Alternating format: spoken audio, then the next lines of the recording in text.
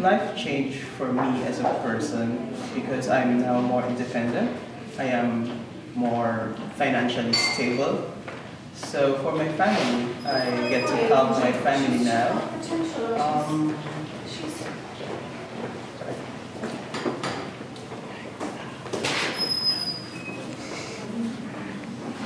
So nakakapagpadala na ako ng pera para sa pamilya ko, makatulong sa kanila.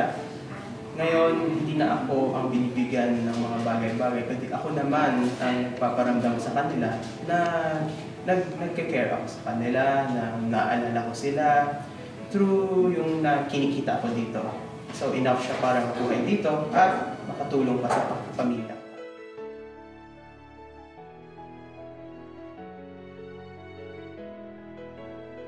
For me, working here in Kingston is actually the people in Kingston.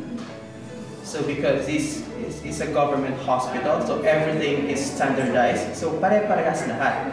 But one thing I like about Kingston specifically is yung mga tao dito. So susuportahan ka talaga nila, tutulungan ka nila. They will help you with everything.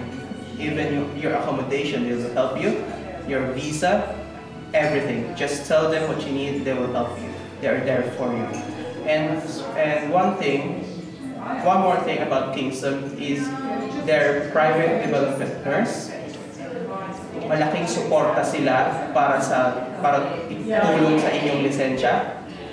Marami silang mga techniques and alam nila kung ano yung ginagawa nila. Alam nila kung ano yung tuturo nila at tutulungan ka talaga nila. Ang laki talaga ng suporta nila para sa international nurses. Yun talaga ang sasabi ko dito sa Kingston.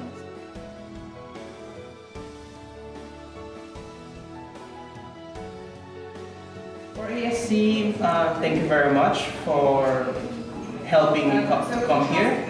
So, naging parte kayo ng buhay ko, actually, ng journey ko para makapunta dito. So, maraming salamat lalo na sa recruiter, sa processing, I think yung interview at yung president ninyo na malaking tulong po sila para sa buhay ko, makapunta po ako dito.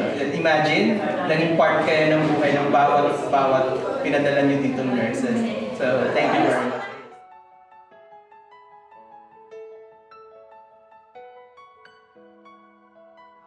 Message for kababayans to work specifically for Kingston is maganda yung suporta nila para sa international nurses. Alam po nila kung ano yung pinagdadaanan natin, naiintindihan po nila. And magaling sila magturo regarding sa OSCE, regarding sa license para makakuha ka ng license dito sa UK. So, yun ang masasabi ko tungkol sa Kingston.